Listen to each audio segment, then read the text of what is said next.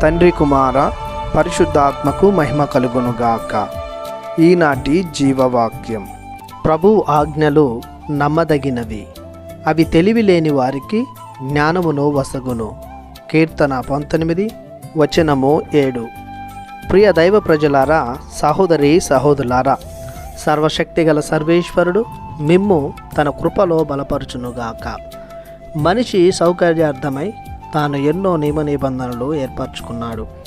ఆ నియమ నిబంధనల ఉచ్చులో చిక్కుకొని జీవితాలను చిన్నాభిన్నం చేసుకుంటున్నారు. మరికొందరికి భారంగా ఈ యొక్క నియమ నిబంధనలు తయారవుతున్నవి. కానీ ప్రభువు ఇచ్చిన ఆజ్ఞలు నమ్మదగినవి. బుద్ధిమంతులకు, బుద్ధిహీనులకు, మందమతులకు సైతం అవి జ్ఞానమును, వెలుతురును ఇచ్చును.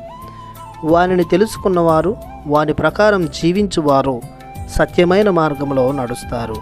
నీతి, నిజాయితీని, పవిత్రతను జీవిస్తారు. ప్రభుని చిత్తాన్ని తెలుసుకొని వాని ప్రకారం నడుచుకుంటారు. తమకంటూ ఒక గొప్పతనాన్ని సంపాదించుకుంటారు. పరులకు తమ జీవితాలను ఆదర్శంగా నిలుపుతారు. బుద్ధి, జ్ఞానం, తెలివి, చదువులు, బలము, భాగ్యములు ఆస్వాదిస్తారు. మనిషికి మానవత్వాన్ని గుర్తు చేస్తాయి. తమ బాధ్యతలను సక్రమంగా నెరవేర్చుటకు సహకరిస్తాయి. దైవ రహస్యాలను, దైవరాజ్య విషయములను తెలుసుకుంటారు. అందుకే ప్రభువు తన శక్తి గల అర్థవంతమైన దైవాజ్ఞలను మానవాళి రక్షణ కోసం, నిత్య జీవితం కోసం దయచేసి ఉన్నారు. కావున దైవాజ్ఞలను ఆచరించడంలో అత్యంత శ్రద్ధ కలిగి పవిత్రతతో వానిని అనుసరించుదాం. ప్రార్థించుదాము.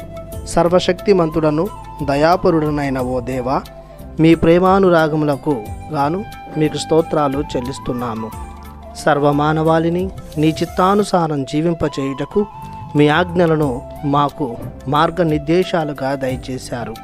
మేము సదా మీ నియమ నిబంధనల ప్రకారం జీవిస్తూ మా జీవితాలను బలపరుచుకునేలా, మీ ప్రేమానురాగాలను పొందుకునేలా దీవించమని యేసయ్య ఘనమైన నామములో ప్రార్థిస్తున్నాము తండ్రి.